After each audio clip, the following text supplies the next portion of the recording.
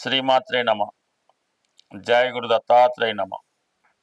ఈ వీడియోలో మనం కన్యా రాశి వారికి ఆగస్టు 17 నుంచి 23వ తారీఖు మధ్యలో జరగబోయే వార ఫలాలు పరిశీలిద్దాం. మరి కన్యా రాశి వారికి ఈ వారం అంతా కూడా రాశి అందే కుజగ్రహ సంచారం వల్ల ఏ ప్రయత్నమైనా చాలా తొందరగా ప్రారంభించడం, అనేక రకాల ఇబ్బందులు ఎదురవడంతో దాన్ని విరమించడం జరుగుతూ ఉంటుంది. ఎప్పుడైనా రాశి యందు శత్రుగ్రహం లేదా పాపగ్రహం సంచరిస్తున్నప్పుడు చేసే ప్రయత్నాలు చాలా సమాంతర విజయాన్ని తీసుకొస్తూ ఉంటాయి. జాతకుడు అనవసరంగా ఆందోళనకి, కోపానికి గురవుతూ ఉంటాడు. ఈ కారణం వల్ల ఇతరుల యొక్క విమర్శలకు కూడా ఎదుర్కోవడం జరుగుతూ ఉంటుంది.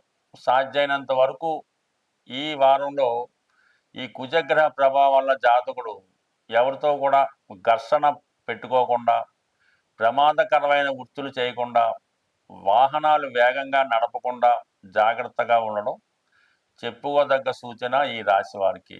అయితే ఈ రాశి మీద శని యొక్క దృష్టి కూడా ఉండడం వల్ల చాలా వరకు జాతకుడు ప్రతి పని ప్రారంభంలోనే వాయిదా వేసుకోవడానికి ఇష్టపడుతుంటాడు. ఏ పని చేయడం కూడా ఆసక్తి చూపడం జరగదన్నమాట.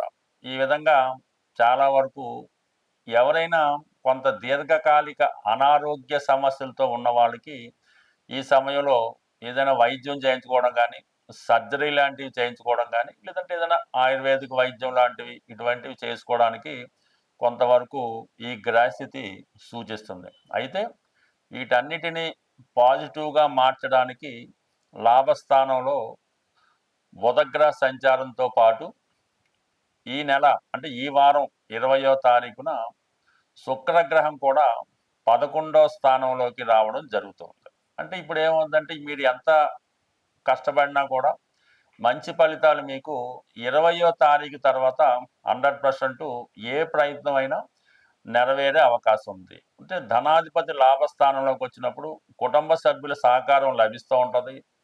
సమయానికి ధనం వస్తూ ఉంటుంది. కుటుంబ ఆదాయం పెరుగుతూ ఉంటుంది. ఆదాయం కన్నా కుటుంబ సభ్యుల నుంచి సరైనటువంటి ఆదరణ, అనురాగం కూడా లభిస్తూ ఉంటుంది. ఎస్పెషల్లీ భాగ్యాధిపతి శుక్రుడు. అటువంటి శుక్రుడు 11వ స్థానంలోకి వచ్చినప్పుడు సాక్షాత్తు మీ యొక్క ఈ జన్మలో చేసుకున్న పుణ్యం ఫలిస్తుంది. దైవ బలం కూడా సహకరిస్తుంది. అందువలన ఏదైనా ముఖ్యమైన కార్యక్రమాలు, ప్రయత్నాలు ఏవైనా ఉంటే మీరు ఈ ఆగస్టు 20వ తారీఖు తర్వాత చేసుకుంటే 100% అది ఎంత కష్టసాధ్యమైన పనైనా అది సాధ్యపడుతుంది. ఎటువంటి క్లిష్ట సమస్య నుంచి అయినా 100% మీరు బయటపడడం జరుగుతూ ఉంటుంది. సో ఈ సమయంలో మీకు రుణదాతల దగ్గర నుంచి కానీ, లేదంటే శత్రువుల నుంచి కానీ, లేదంటే పోలీస్ డిపార్ట్మెంట్ నుంచో, రౌడీల నుంచో ఒక విధమైన బెదిరింపులు రావచ్చు. మీకు మీరే ప్రతి విషయాన్ని భయపడడం కూడా కొన్ని సందర్భాల్లో జరుగుతుంటుంది కాబట్టి, బట్ ఏదైనా ఈ సమయంలో మీరు ఎటువంటి భయం పొందక్కర్లేదు.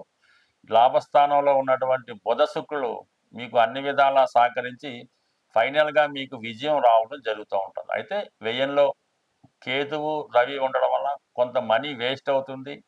ప్రభుత్వానికి చెల్లించినటువంటి పన్నులు, ట్యాక్సులు చెల్లించవలసి ఉంటుంది. కొంత పెనాల్టీ రూపంలో కూడా చెల్లించవలసి ఉంటుంది. అంటే మనం రాంగ్ సైడ్ వెళ్ళటం వల్ల, ట్రాఫిక్లో ఇబ్బంది అవ్వటం వల్ల, ఏదన్నా గవర్నమెంట్ పెనాల్టీ పడవచ్చు, గవర్నమెంట్ ట్యాక్సులు చెల్లించవలసి రావచ్చు, ప్రభుత్వ అధికారుల నుంచి కొన్ని వేధింపులు కూడా రావడం జరుగుతూ ఉంటుంది. అయితే వృత్తిలో దశమంలో ఉన్నటువంటి గురువు చాలా వరకు రాశి మీద ఉన్న ఫలితాన్ని ఇవ్వడం జరుగుతూ ఉంటుంది. కారణం వల్ల ఎంత కష్టసాధ్యమైన శ్రమైనా, పనైనా చివరికి మాత్రం మీకు అది శుభంగానే జరిగే అవకాశం ఉంది. బట్ ఏదైనా ఓర్పుతో, సహనంతో మీరు చేసే ప్రయత్నం చేస్తూ ఉంటే సక్సెస్ దానికదే వస్తుంది తప్ప మధ్యలో విడిచిపెడితే ఆ పదే పదే ఎన్నిసార్లు చేసినా కూడా పని పూర్తవుతుంది. కాబట్టి మధ్యలో కొన్ని ఆటంకాలు వచ్చినా కూడా దృఢ సంకల్పంతో మీ ప్రయత్నం చేయండి. కంపల్సరీగా మీకు సక్సెస్ రావడం అన్నది 100% జరుగుతుంది. అయితే ఇది రియల్ ఎస్టేట్ రంగంలో ఉన్న వాళ్ళకి, ఏదన్నా గృహం కానీ, స్థలం కానీ కొనుక్కుందాం అనుకున్న వాళ్ళకి, క్రీడా రంగంలో ఉన్న వాళ్ళకి చాలా వరకు సక్సెస్ అన్నది చాలా వరకు వస్తుంది. ఈ రోజుల్లో సాధారణంగా ధనం ఉండా కూడా చేయలేని పనులు 2 ఉంటాయి. అందులో ఒకటి పెళ్లి చేయడం, 2 ఇల్లు కట్టుకోవడం. అంటే ఇల్లు కట్టుకోవడం అంటే సొంత ఇల్లా, కొనుక్కోవడమా, ఫ్లాటా ఏదన్నా సరే ధనం లక్షలాది రూపాయలు చేతిలో ఉన్నా కూడా కొంతమందికి సొంత ఇల్లు అన్నది అంత తొందరగా ఏర్పడడం జరగదు. అలాగే తల్లిదండ్రులు పెళ్లి చేసే స్థాయిలో ఉన్న, ధనం ఎంత ఉన్నా కొంతమంది అమ్మాయిలకి, ఈ రోజుల్లో అబ్బాయిలకి కూడా వివాహం అన్నది చాలా కష్టం అవుతూ ఉంది. ఈ రెండిటికి ఒక లింక్ అయితే ఉన్నది. మన సొంత గృహం అన్నది చతుర్థ స్థానం బట్టి చెప్పడం జరుగుతూ ఉంటుంది.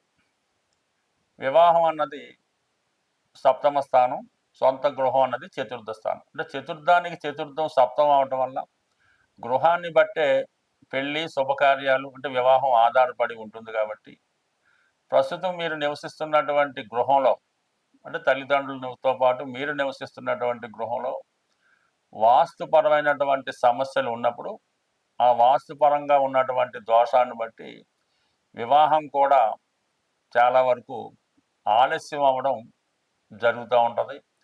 కొన్ని సందర్భాల్లో వివాహం ఆలస్యం అయినా కూడా వివాహం తర్వాత కూడా కొన్ని సమస్యలు రావడం జరుగుతూ ఉంటుంది. అందుకనే మనం పెద్దలు చెప్తూ ఉంటారు, ఇల్లు కట్టి చూడు, పెళ్లి చేసి చూడు అన్నది. ఈ విధంగా మీకు వివాహపరమైనటువంటి సమస్యలు ఒక వాస్తుపరమైనటువంటి మంచి గృహం ఉండడం వల్ల కంపల్సరీగా సాల్వ్ అవ్వడం జరుగుతూ ఉంటుంది. వివాహం తర్వాత మీ యొక్క కుమార్తె పదే పదే పుట్టింటికి వస్తున్నా, అత్తవారింట్లో సుఖం లేదనుకున్నా కంపల్సరీగా మీ గృహంలో వాస్తుని చెక్ చేసుకోండి. దాంట్లో ఆగ్నేయపరమైనటువంటి దోషాలు ఉండే అవకాశం ఉంది. అలాగే మీ యొక్క సంతానం ప్రయోజకుడు అవటం లేదు, ప్రతి విషయానికి మీ మీదే ఆధారపడి ఉన్నాడు, చదువుకున్న ఉద్యోగం చేయడం లేదు, ఎంతసేపు కూడా ఇంట్లోనే ఉండడం జరుగుతూ ఉందంటే కంపల్సరీగా మీరు ఈశాన్యం చెక్ చేసుకోవాల్సి ఉంటుంది. మీకు మీరుగా వ్యసనాల పాలవుతున్నారు, ఎంత కష్టపడ్డా అభివృద్ధి రావట్లేదంటే మీ గృహంలో నైరుతి ఫాల్ట్ ఉంటుంది, చూసుకోండి. అన్నీ ఉన్నా కూడా ఏ పని ముందుకు వెళ్ళడం లేదు, ఇంట్లో అంతా ఎవరు ఇష్టం వచ్చినట్టు వాళ్ళు ప్రవర్తిస్తున్నారు, ఒకరికొకరికి కోయిన్సైడ్ అవ్వట్లేదంటే కంపల్సరీగా మీ గృహంలో వాయువు దోషం ఉండే అవకాశం ఉంటుంది. సో ఈ విధంగా అనేక రకాలుగా అంటే మన గృహాన్ని 4 దిక్కులు 4 విదిక్కులుగా నిర్ణయించుకుంటే ప్రతి ఒక్క దిక్కు పైన ప్రతి ఒక్కరి ప్రభావం ఉంటుంది. ఇవన్నీ కూడా శుభకార్యాల మీద, ధన సంపాదన మీద ఆధారపడి ఉంటాయి కాబట్టి మీరు జీవితంలో తొందరగా పైకి రావాలంటే ఖచ్చితంగా మంచి వాస్తు కలిగినటువంటి ఇంట్లో నివసించడం వల్ల మీ యొక్క సమస్య తొందరగా పూర్తవుతుంది. అలాగే మీరు ఒక పని చాలా కాలంగా ఇంట్లో ఉన్నట్టు పూర్తవట్లేదు, కొంతకాలం పాటు ఆ ఇంట్లో వదిలేసి వేరే మంచి గృహంలోకి మారడం వల్ల కూడా కొన్ని ప్రయత్నాలు తొందరగా నెరవేరే అవకాశం ఉన్నాయి కాబట్టి ప్రతిదానికి కూడా జాతకంతో పాటు గృహం కూడా లింక్ అయి ఉంటుంది. దాన్ని ఒకసారి పరిశీలించుకుంటే చాలా లక్షల కోట్లతో నష్టపెట్టుకోవడం కన్నా గృహాన్ని అందంగా సరి చేసుకుంటే కంపల్సరిగా మీ జీవితం కూడా సరిదిద్దే. మెయిన్గా శుభకార్యాలు వాయిదా పడుతుంటాయి గృహంలో వాస్తు సరిగ్గా లేనప్పుడు, దాన్ని సరి చేసుకుంటే కంపల్సరిగా మీరు ఆ గృహంలో ఆనందంగా ఉండడం జరుగుతూ ఉంటుంది.